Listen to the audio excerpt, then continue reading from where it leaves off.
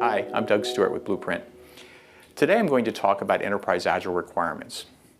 Agile does not define how we need to develop and maintain our requirements. It really only cautions us to do them as little as possible with the least amount of information and to make them fit our situation. Now, many practitioners do have a preferred way of working, and in many cases, user stories are used in place of requirements. But the story is actually a little bigger than that.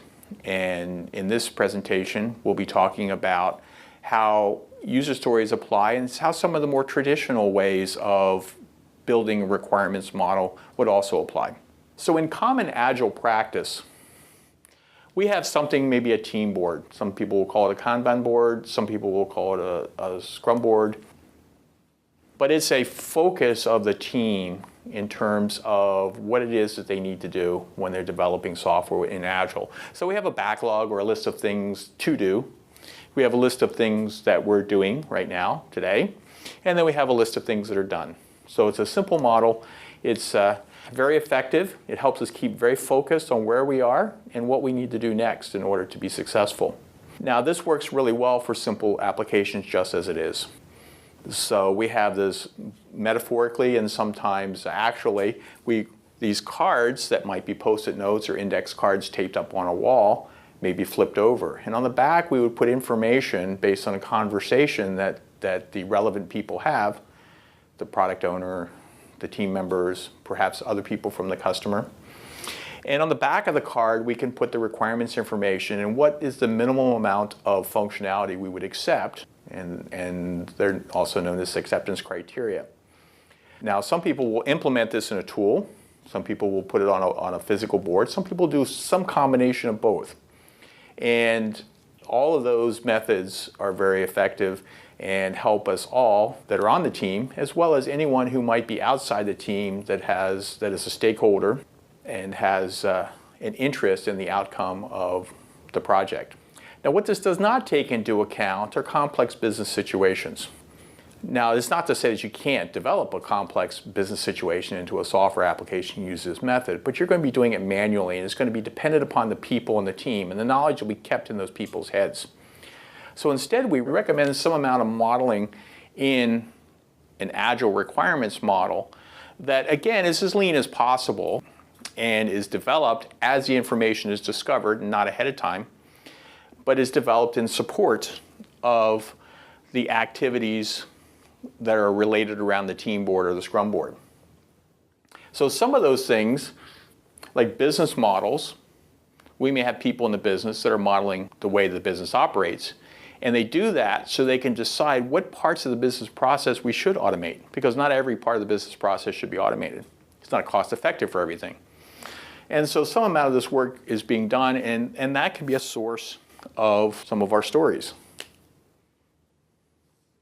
that we might put onto our board.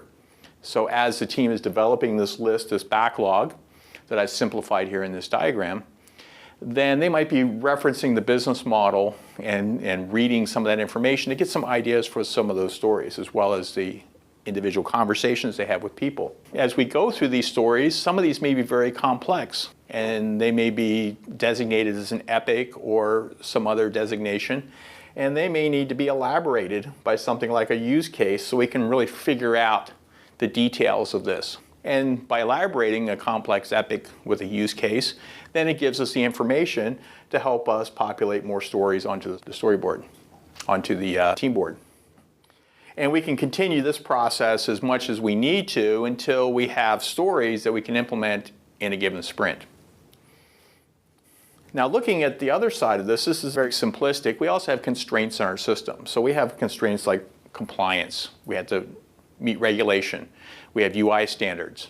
We have any number of things that may be requirements that are really not based on what the user wants from a functionality viewpoint, but that are important nonetheless to any software that we build. We also would have some high-level information that perhaps is not as rich as a business model, but it might be information that's coming in from marketing or from executives of needs that they've established for the system. So By starting to look at these and looking down into use cases, all this information is linked together. So use cases may be used for elaboration purposes, but we may need to understand what compliance applies here, what part of the business model applies here, what kind of user needs and business needs apply into these stories as well.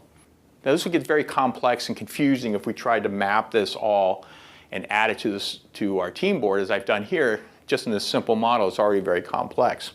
Instead, what we do is we start to link the information together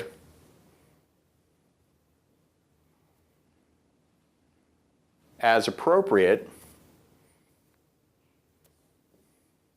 And then as we go through the elaboration discovery loops with use cases, business models, then we have a clear picture as to where this requirement may come from. And additionally, some of these use cases can become quite complex, and we may decide to elaborate those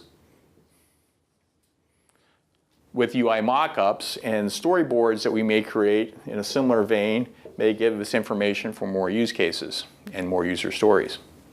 So by looking at all this information together, the stuff outside of this box is complicated enough that it needs a plan around how to record that information and to make it available, but also make it non-intrusive so that this information is captured when it's available, but it doesn't slow down the process in the Agile team. Because what we have developed over the last 10 or 12 years is a way to make groups of developers working with the business and working with testers all together on a single team, make them extremely effective. It's very good to focus on just what we need to do for the next 2 weeks or 3 weeks or 4 weeks.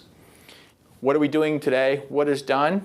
And we can measure that progress very well. And because it's such a short time frame, then we can do it very effectively. We can't do it very effectively if we're trying to build out a large, complex model ahead of time, but we can do so if every one of these things has links to this further information so that it's available to people when they need to use it. So at Blueprint, what we've done is developed a model and a method for taking this information, capturing it when the team discovers it, and making it easily available and cross-referenceable between the different levels of abstraction, and then making those abstractions available to all the audiences that may care about them. There may be people that want to see the business view from a business model or just the high-level business requirements. There may be people that want to see detailed technical information that might be captured or in an elaborating use case. And there certainly are the team members who want to see the information captured in a very simple backlog, what it is I need to do, what it is I'm working on, and what it is that I've completed.